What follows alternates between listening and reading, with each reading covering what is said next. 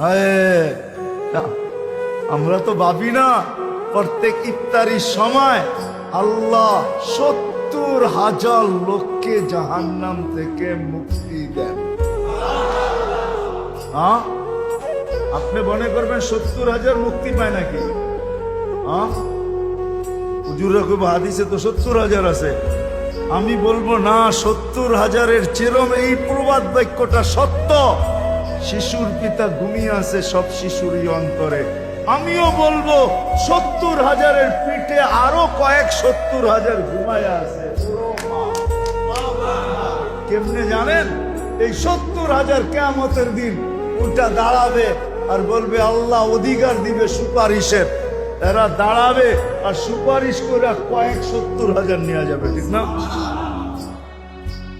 যেমন আল্লাহর রসুল বৈশা আছেন, তো জিবরিল আলাইহিস সালাম হাসতে হাসতে আসছে, বড় খুশি আজকে। আল্লাহ রসুল জিজ্ঞাসা করছে এত খুশি কেন? বলছে সুসংবাদ নিয়ে আসছি, আপনিও খুশি হয়ে যাবেন। বলছে কি সুসংবাদ? 70,000 উম্মত আপনার হিসাব কিতাব ছাড়া জান্নাতে যাবে। তো শুনতে দেরি, চেহারা মলিন হইতে দেরি হয় না। তো জিবরিল আলাইহিস সালাম বললেন এটা কি? আপনি তো খুশি হওয়ার কথা, চেহারা মলিন হলো কেন? মাত্র 70,000, আমার সাহাবী তো 1.25 লক্ষ, কিয়ামত পর্যন্ত উম্মতের কি হবে? এই জন্য চেহারা মলিন।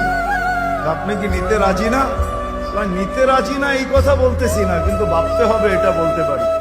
ভাইবা দেখি নিব কি নিব না। তো পাশে উমর রাদিয়াল্লাহু তাআলা আনহু বসা। বলছে উমর নিব 70,000, বিনা হিসাব কিতাবে জান্নাতে যাবে। যেমন উস্তাদ তেমনই তো ছাত্র হয়, পীর যেমন মুরিদ তো এমনই হয়, ঠিক না? হ্যাঁ, কি বলেন?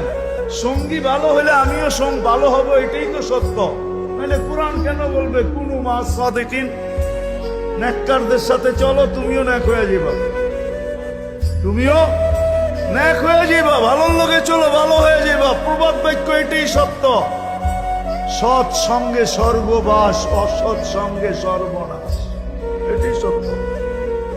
সৎ সঙ্গে সর্বনাশ, সৎ সঙ্গে স্বর্গবাস, অসৎ সঙ্গে সর্বনাশ। তো বলছে ওমর নিব না, 1.25 লক্ষ তো আমরাই। কিয়ামত পর্যন্ত মানুষের কি হবে?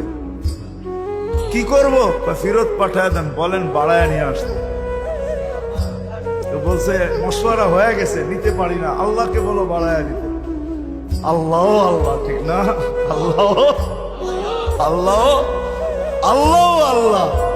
হায় হায়, কার আল্লাহ কিরকম আমি জানি না, কিন্তু